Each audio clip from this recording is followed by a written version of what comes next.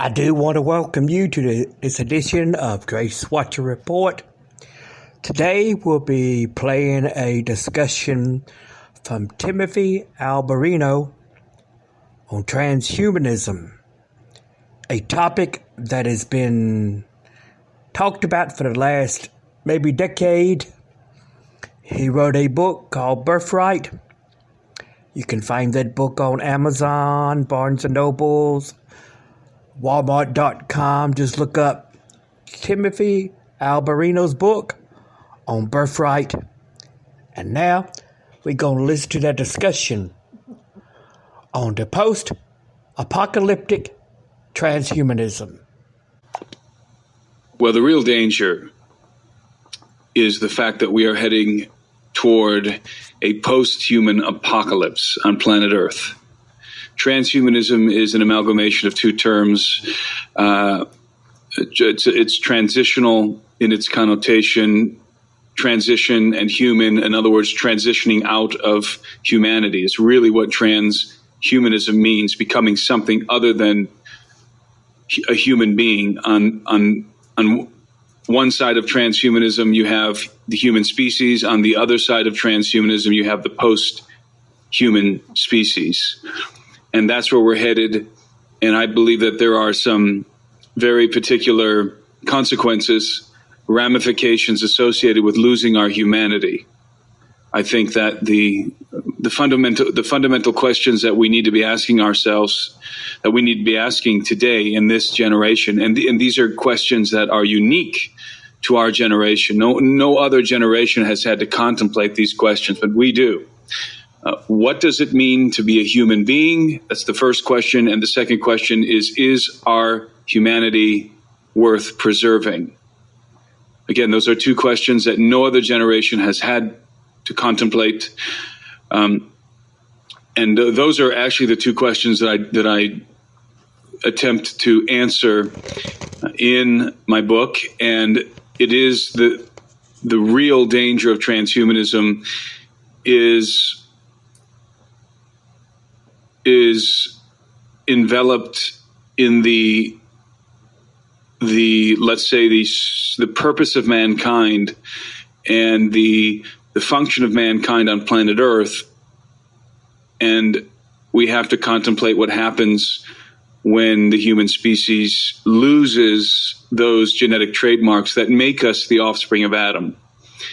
Because I believe that my book is called Birthright. I believe that the birthright of mankind is dominion of planet Earth, that we were created to be vice regents of the king.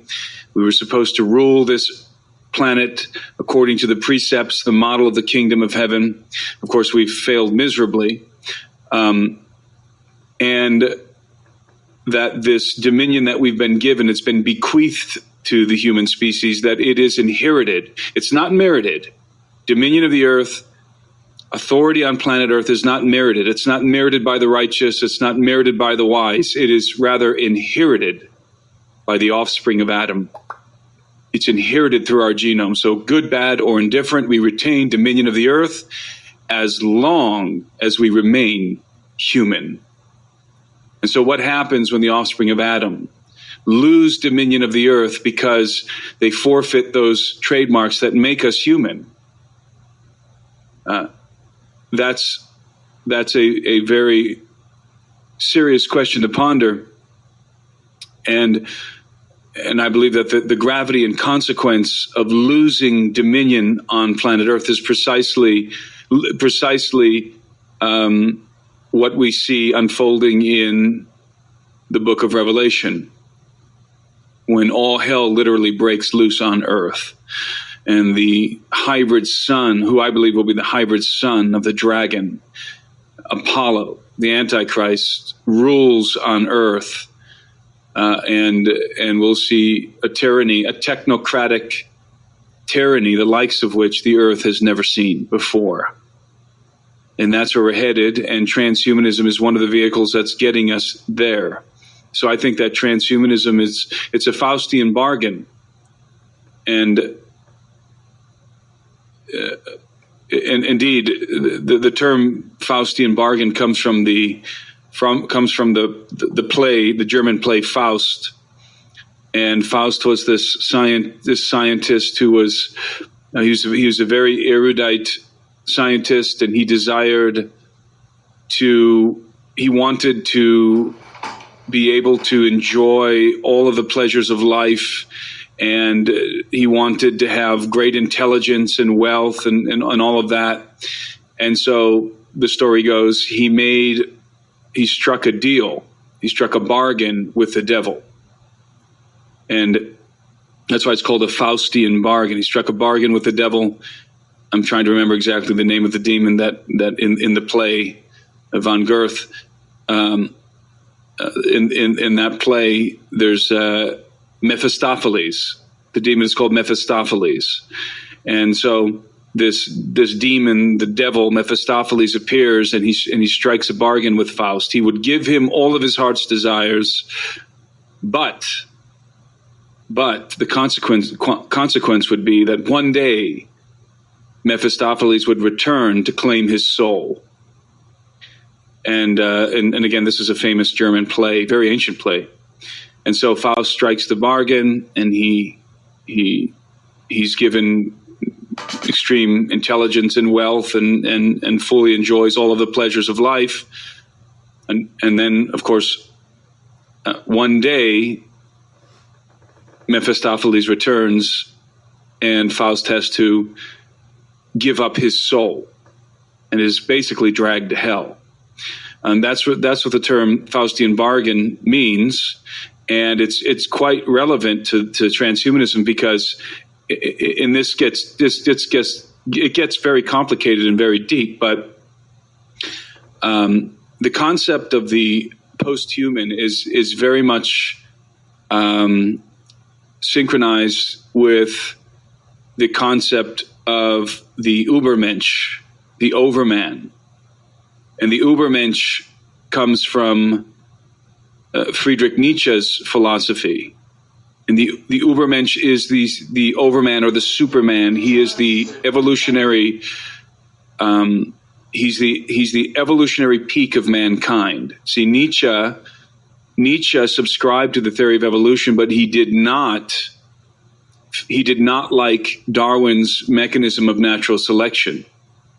He believed that evolution had a purpose. Natural selection doesn't have a purpose. It's blind. There is no purpose to natural selection.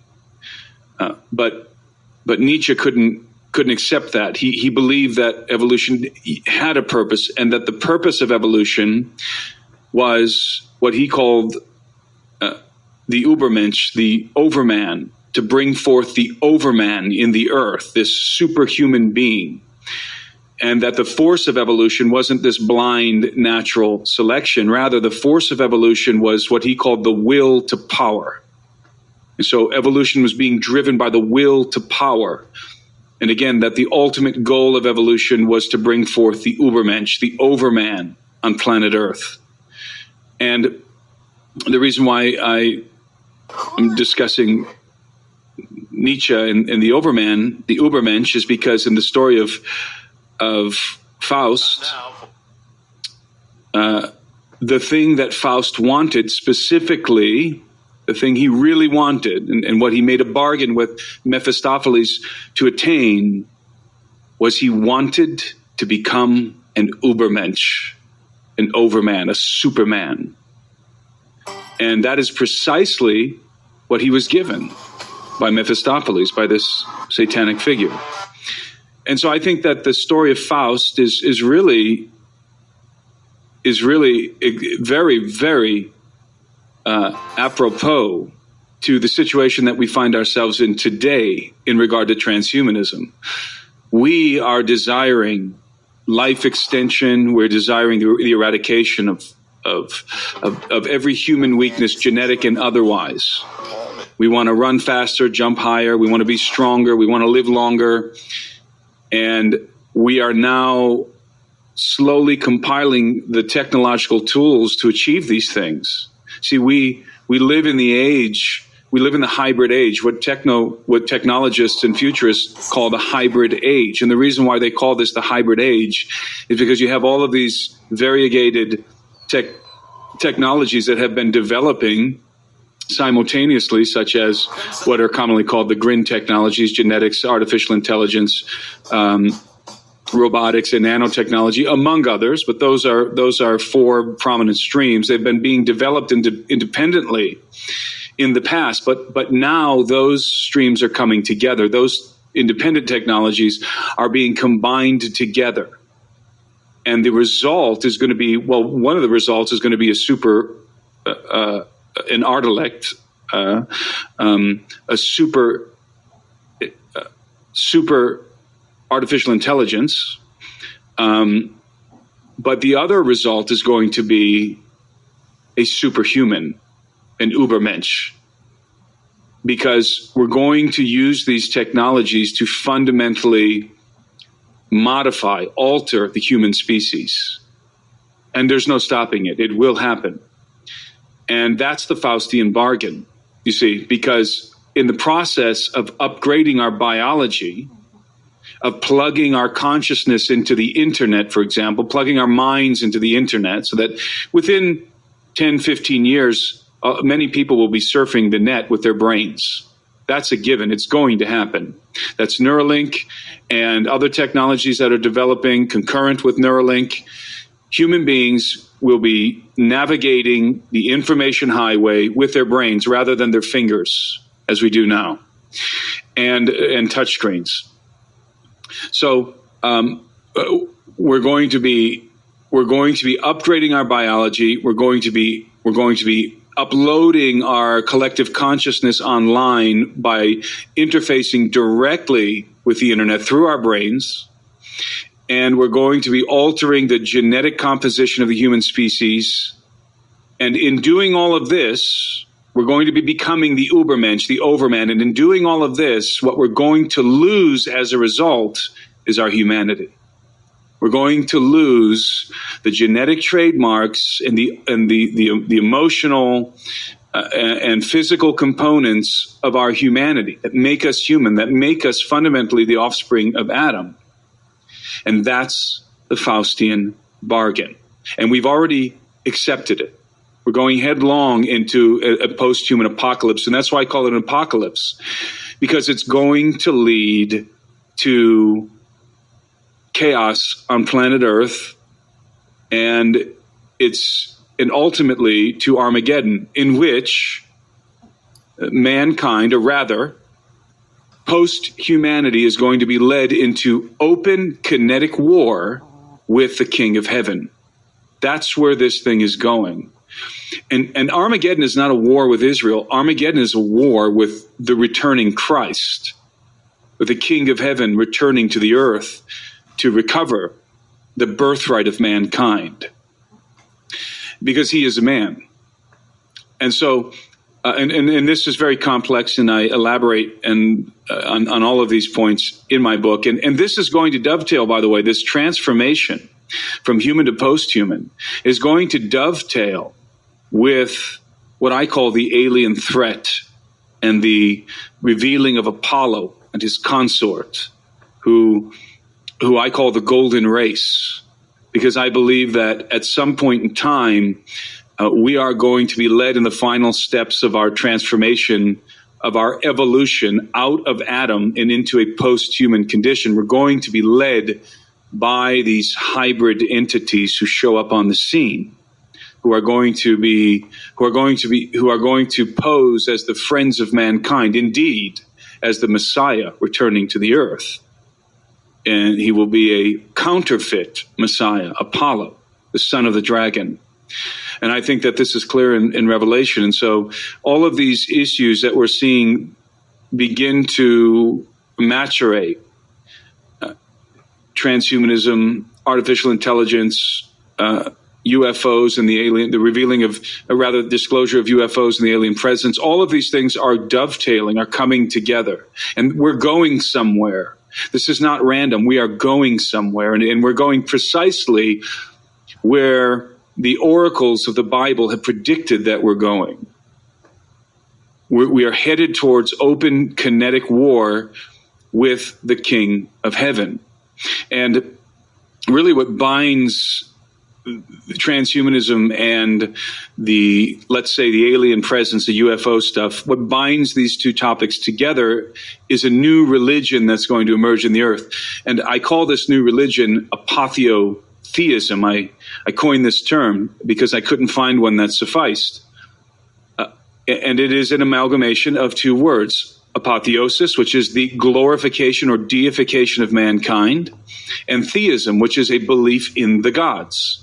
And when you combine these two terms together, you get apotheotheism. And what apotheotheism represents is the declaration, it can be summed up in the declaration of mankind: the gods exist, an affirmation that the gods exist, and we intend to become like them.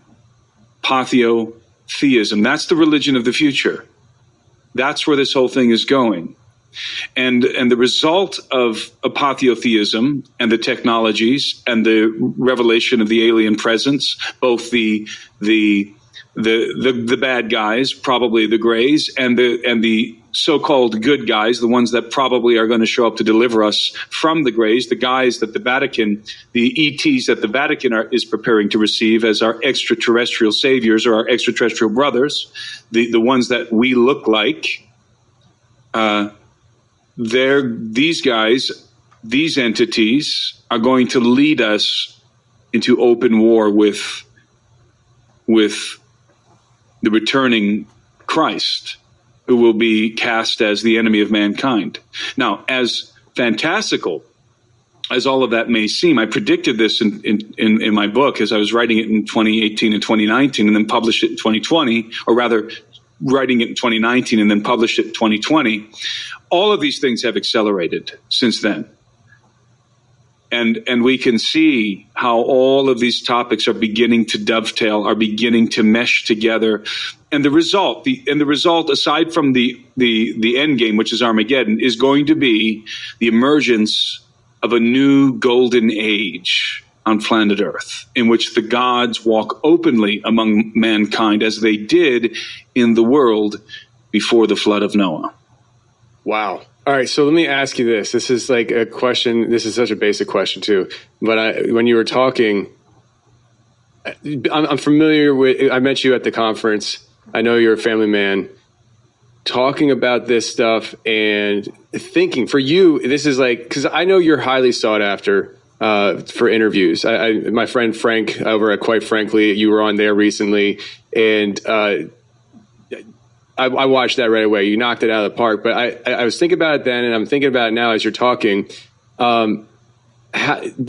This stuff that you're thinking about and talking about, and I kind of go through the same thing. But I'm interested to hear how you deal with this on a practical level when it comes to raising a family and educating them, because I'm a strong believer that God has given me dominion over my family. And if I retreat from that and I don't practice my dominion over my family, that vacuum will be, it's a vacuum, and something will fill that void. And obviously we're talking about good and evil. And so when we're dealing with this stuff, for me in my house, and I got a 5-year-old and a 3-year-old. So like they're very young, but my 5-year-old, highly intelligent, he asked me questions. And I have taken the route of talking very honest with him. I don't do baby talk with him. I answer his questions to the best of my knowledge. And he's gotten used to it and has really kind of accelerated his understanding with things. And with you and your studies and your research and all this stuff, is this something that maybe it kind of, I don't know, it feels at times it can be dark, but I know at the same time that as Christians, like we win in the end. So like, how do you approach this stuff on a daily basis, you know? Well, I think in regard to how you raise your children, it is imperative that we teach our children, that we instruct them in the answer to the two questions posed previously. What does it mean to be a human being, and is our humanity worth preserving? Well, what it means to be a human being is answered within the biblical paradigm. And once you understand that, the question of is our humanity worth preserving becomes apparent. Yes, at all costs, it is worth preserving. And again, past generations did not have to contemplate these questions, but we do, and more so than us, our children and our grandchildren. Because we're seeing the beginning. We're seeing the birth pangs of post-humanity, of humanity 2.0. But they're going to live it. They're going to actually see people transforming, consciously evolving out of the human condition. And they're going to be faced with a world in which if your brain is not directly interfacing with the internet, if you don't have the genetic upgrades, if you're not incorporating some of the other cybernetic technologies into your biology, then you simply will not be able to compete with the rest of society. You will not be able to go to college. You will not be able to get any kind of a job that involves industry or business, because you won't be able to interface with the system. And this, of course, sounds eerily similar to those who don't receive the mark of the beast are going to be marginalized from society. So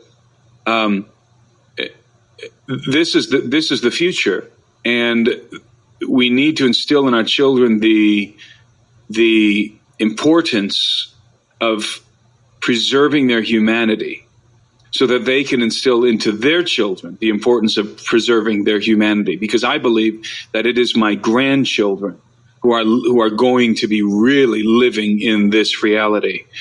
I'm seeing the beginning of it. I have 5 sons. My sons are going to see the further development of it, and my grandchildren are going to be living in the post-human age.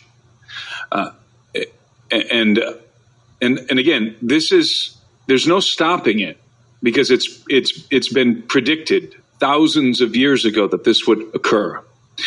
And again, if people are interested in seeing how it's been predicted, I would refer you to my book. But so this is a focus of mine, and and I have to admit, I haven't done the greatest job so far at preparing my children, because it's very difficult to broach these topics. It's difficult to convey the gravity of the situation to young children, and you don't want to frighten your kids with this dystopian reality that's coming. But at the same time, you want to prepare them. And so I think that most fundamental in terms of preparing your family for what's coming is to make sure that you and your spouse and your children are firmly grounded in the gospel of Christ. Because it is the gospel of Christ that serves and will serve as the anchor in the coming storm. Because it is the gospel of Christ that gives us the most resounding answer to the question, is our humanity worth preserving? And the answer, according to the gospel, is unequivocally yes. And in fact, the gravest of consequences will occur if you do not preserve your humanity, in that you will forfeit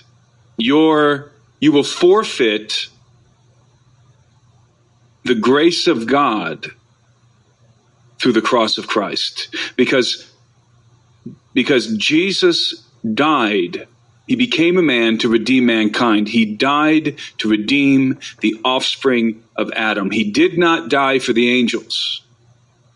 He did not die for post-humanity. He died for mankind. And if you become something other than mankind, then you are no longer a candidate for salvation through the cross of Christ. And there is nothing graver than that scenario. So this is why it grieves me that so many churches, in America at least, certainly probably all over the West, have divorced themselves to some extent from the gospel of Christ and are focusing on all of these other things, and yet they have such a paltry understanding of the gospel, and certainly are not addressing the questions previously mentioned from the biblical perspective with the urgency that I think is required in this day and age. In other words, it is a deep understanding of the gospel that will anchor us and direct us through the storm that's coming. And so it needs to be reinforced from every pulpit in the West, especially.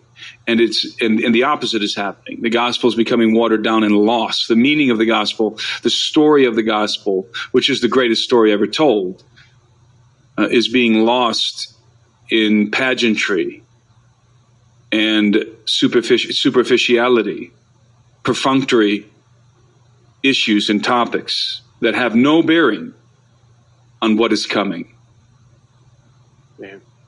I 100% agree with you on these things. I actually had to scale back how much I railed against what's going on in this sense and I didn't have to scale back, but I kind of readjusted the way I think on certain things because I was going so hard on Western church, and that's what I can speak to. I'm in the United States, right? But somebody brought up to me about a year ago. I was railing about it to them and where it's kind of gone, and they said just simply to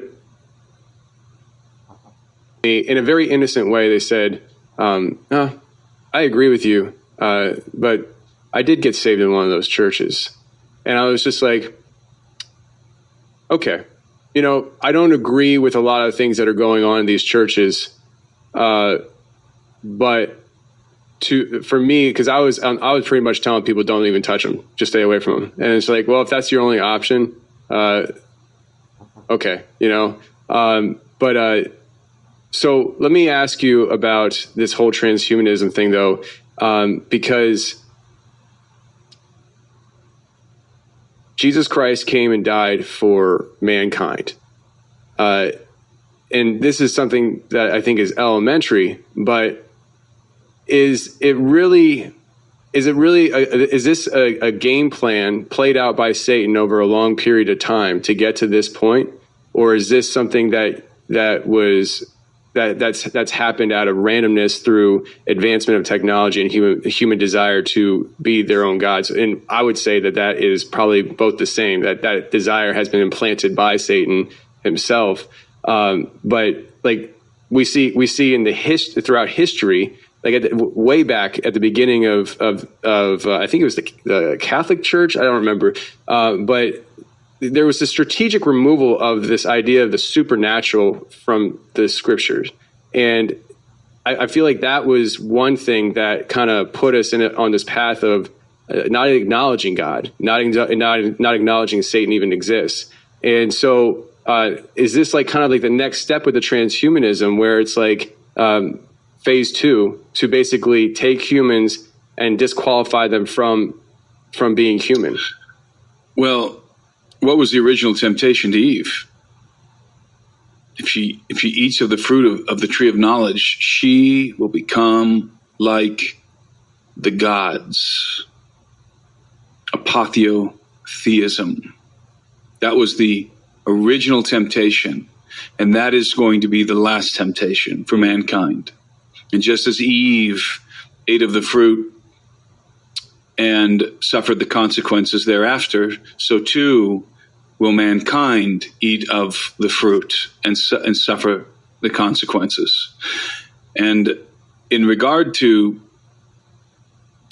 what I believe has been forfeited, what I believe has been lost in the Western church to some extent, is the story of the gospel has become, as I said, a secondary theme, when in fact I don't think most Christians have truly grasped how magnificent the story of the gospel truly is. And I grew up in church. My father was a pastor. I was a leader in the youth group. I was involved in all of the activities. I grew up in church, and I had a very good upbringing. And I would say that I've had an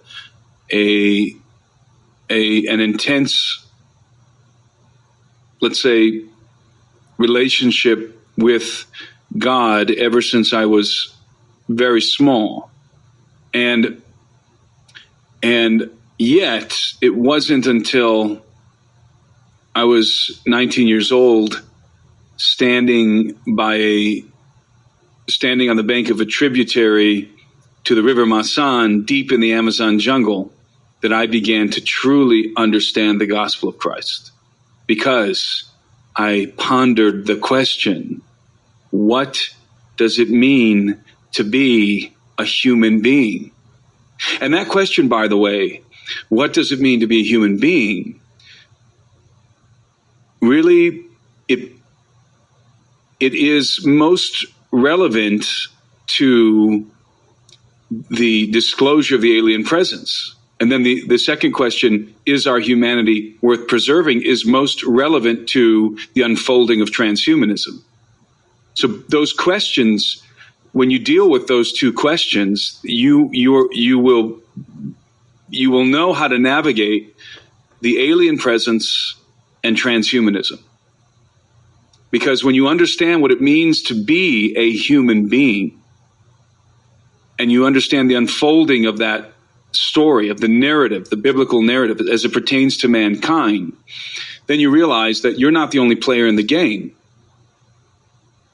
And you should come to, you should develop, if you understand the story correctly, you should develop what I call a Christocentric perspective, or rather what's known as a Christocentric perspective, in that Christ becomes the center of the universe.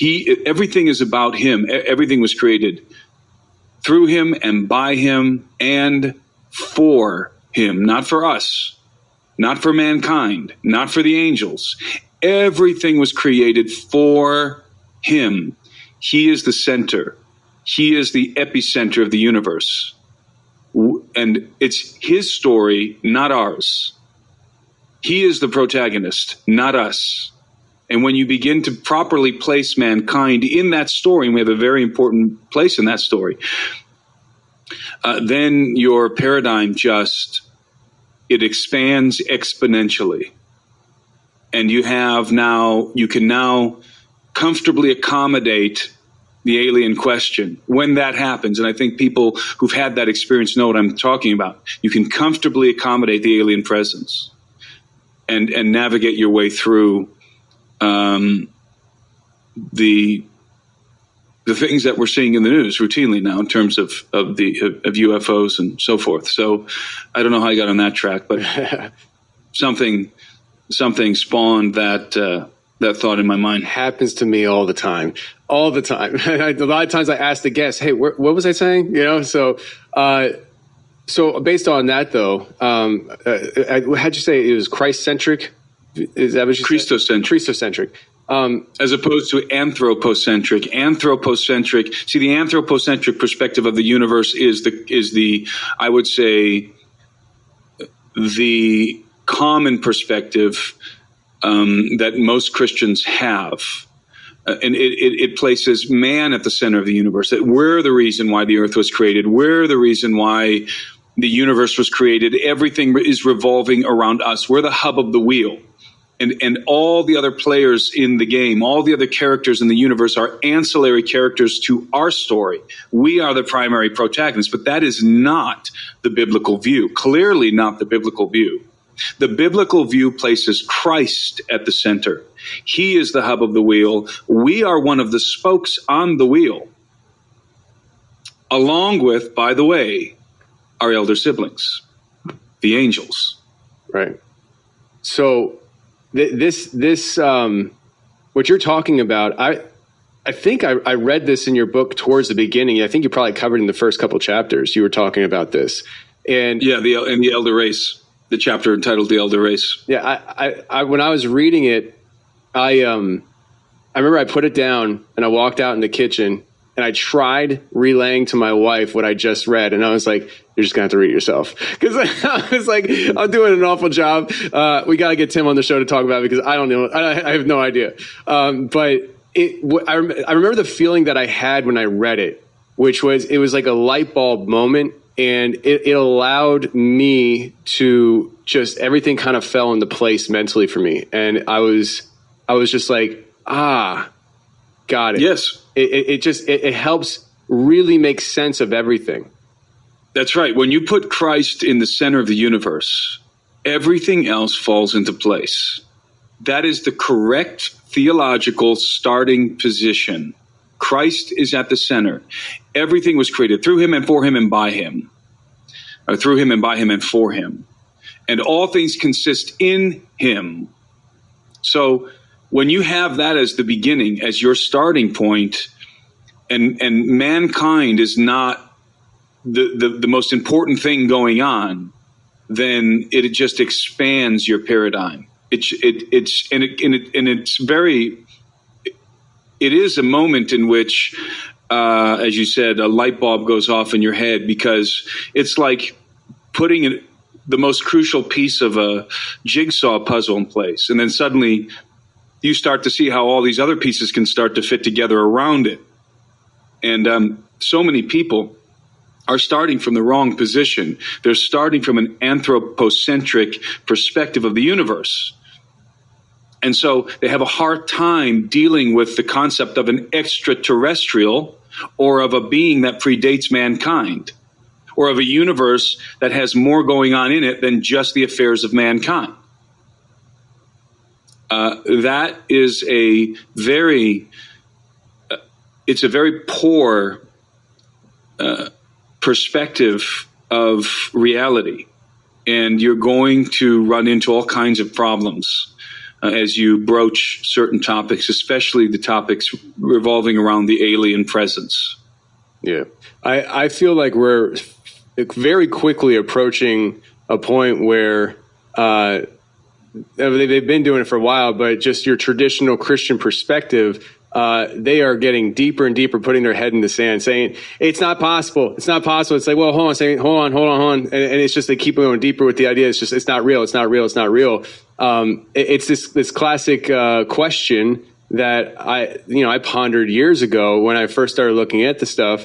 And many people ask me, like, it's funny because you I'm sure you deal with this too, where you're talking with people, say, in your everyday life, and they ask you a question and you're like, do you understand how much energy I have to take just to back up, to work you up to where I'm at right now, to make this all make sense for you? And you get that a lot at church and stuff. And it's the classic question. If aliens were to exist, what does that do about God? Nothing. It doesn't affect the gospel of Christ at all. It does no violence to the gospel of Christ whatsoever. And in fact, we already know that, because angels exist. And the existence of angels does no violence to the gospel of Christ. It does not alter it. And angels are, by definition, extraterrestrial beings. They exist. They pre-exist mankind, clearly pre-exist mankind. Their provenance, their origin is not planet Earth. They are, therefore, extraterrestrial. And their existence has, for centuries, not altered the gospel of Christ. So why should the existence of some other extraterrestrial species alter the gospel of Christ? See, if Christ is in the center, if it's his story, if he is the purpose of the universe, then there could be all kinds of things going on in the universe that have nothing to do with us, because it's not about us. What pertains to us is the gospel of Christ, that he became one of us to redeem us. He became a man to redeem mankind. That is unique. Even the angels marveled at that.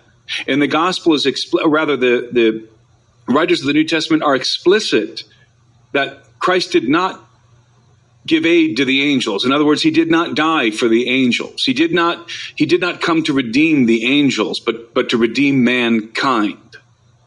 And so that's the gospel of Christ, and that doesn't change. And people will argue. I've even seen intellectuals at the Vatican arguing that, well, if extraterrestrials exist, then obviously Christ would have had to gone and die for them as well. Why? He did not die for the angels. So why should we expect him to die for the aliens or for other factions? It doesn't make any sense. So the argument is to some extent moot. We already know that humanity is unique in this relationship to the Son of God, that he became one of us, that he took upon himself the sin of mankind and nailed it to the cross. That only pertains exclusively to the offspring of Adam, exclusively. We are the prodigal son. And so Christ leads us back into the family of God. And back not just as a servant, but back into sonship in the Father's house. That's part of the mystery and the magnificence of the gospel of Christ that most people have never really encountered. This idea that mankind was created to be a sibling in the royal family. That was where we were supposed to be. See, that's the tragedy of the fall. The tragedy of the fall of Adam is the fact that we were sundered from the family of God, sundered from our original purpose, because the primary purpose of mankind was fellowship with the Father in the family of God. That was the primary purpose. Secondarily, we were created to govern the earth. That's our twofold purpose: fellowship in the family of God and to be vice regents of this realm, a realm in the midst of other realms. So, and we have siblings in this family. That's who the angels are, clearly who the angels are in the scriptures. And of course, we have, just like among human beings, we have those of us who desire to be reconciled to the Father, right? Because that's what the gospel of Christ is.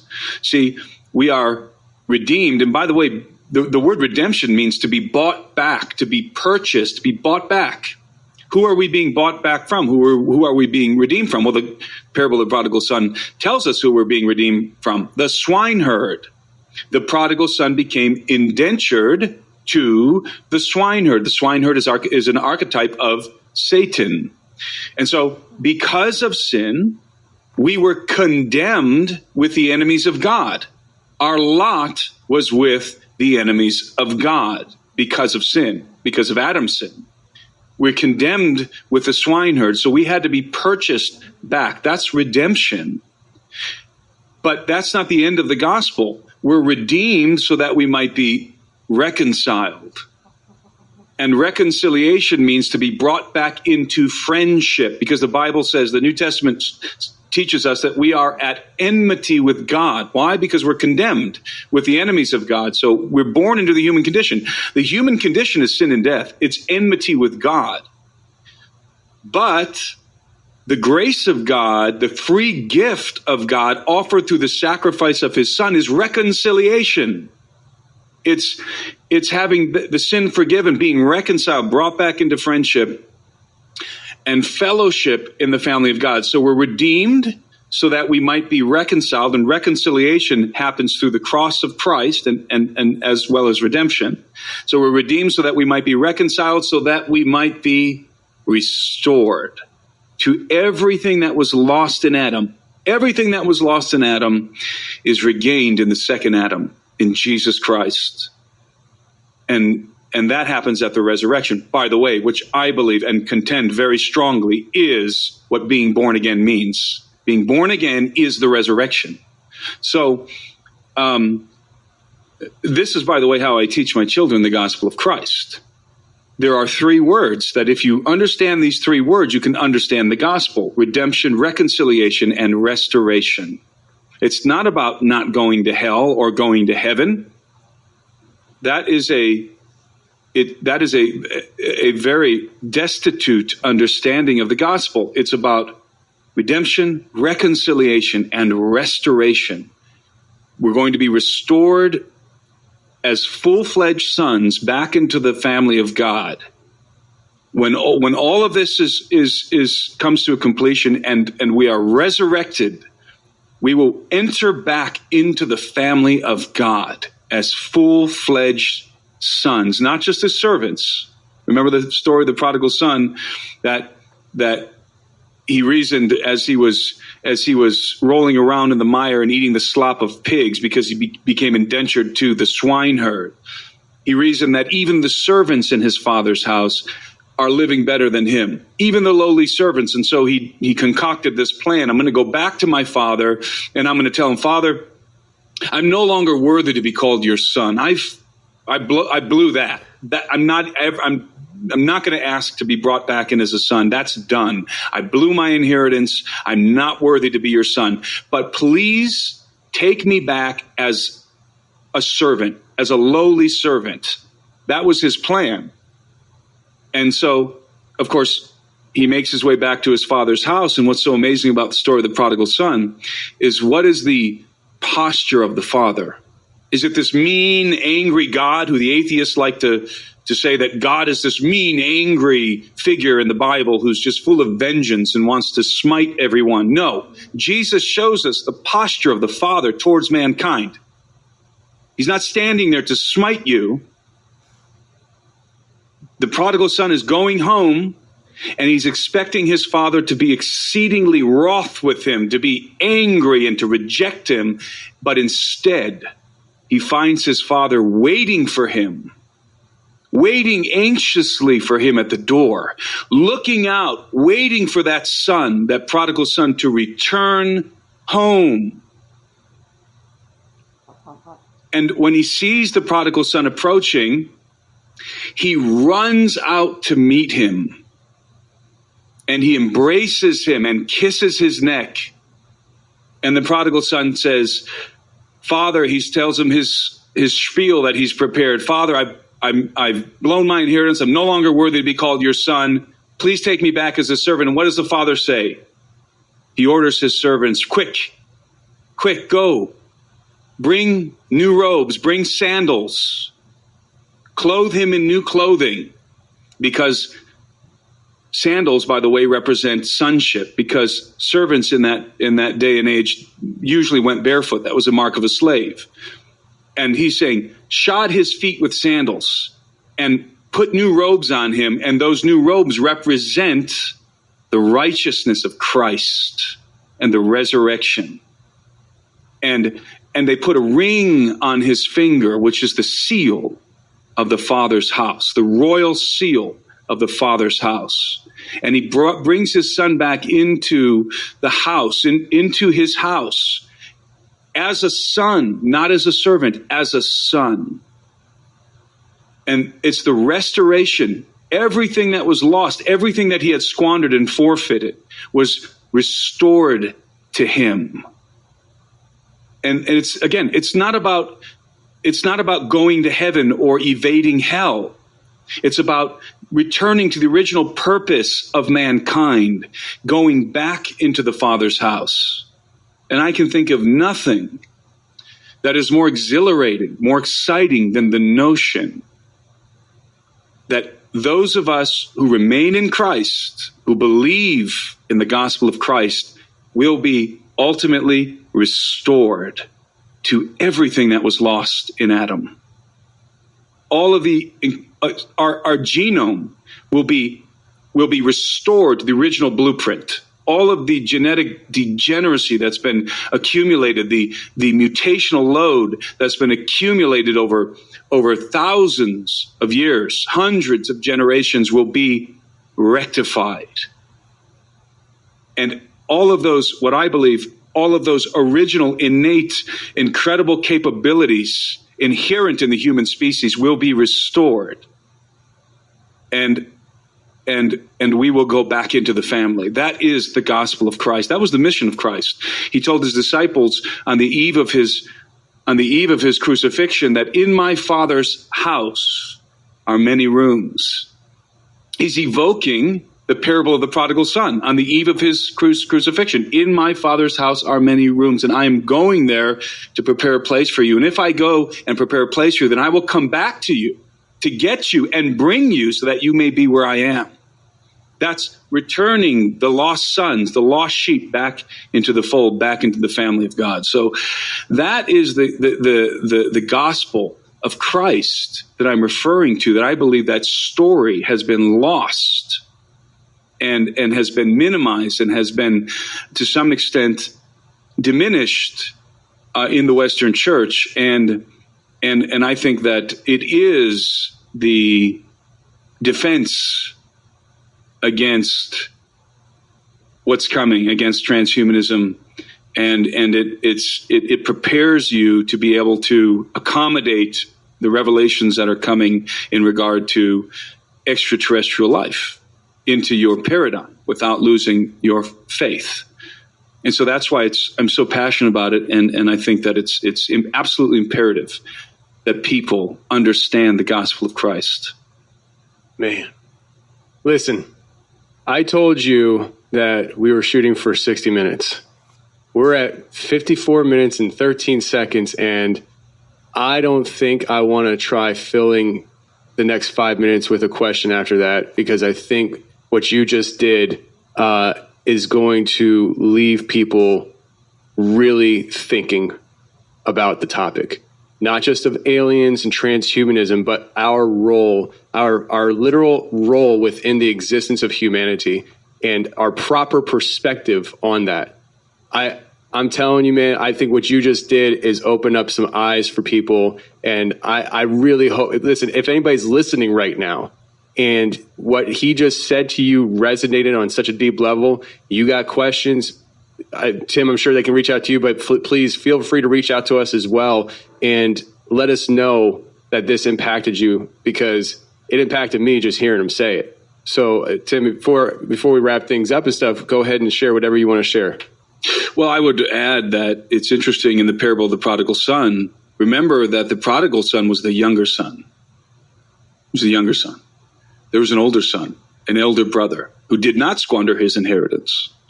And of course, as is the case in many of the parables and prophecies in the Bible, there are layers to the meanings of these parables and prophecies. And on the surface layer, certainly it could pertain also to Judah, Israel and Judah, and the reuniting of Israel and so forth. I wouldn't deny that. But on the deeper level, it's about Adam. And by extension, it's about us. Because ultimately, Israel, the gospel of Christ isn't about the restoration of Israel. The gospel of Christ is about the restoration of the offspring of Adam into the family of God. That's what the gospel is about.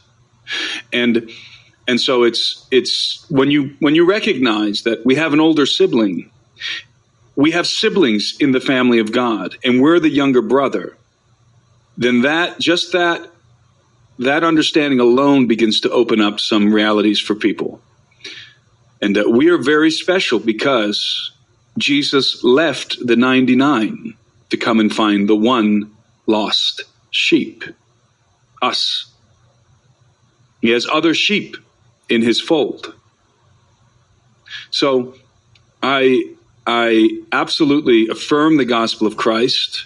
I reject the notion, by the way, that humanity is going to be baptized by morally superior aliens in the future. There is one baptism, and it is the baptism of Christ, period. And we don't need aliens to be baptizing us into the baptism of Christ. So I totally reject the narrative that's being crafted over at the Vatican, for those who are wondering. And I don't want anyone to confuse what I've said with that. I don't believe that there's any salvation whatsoever coming from our older siblings, who I call the elder race. There is salvation in Christ alone, through the work of the cross, period, and believing in him. So make no mistake, I subscribe to the gospel of Christ.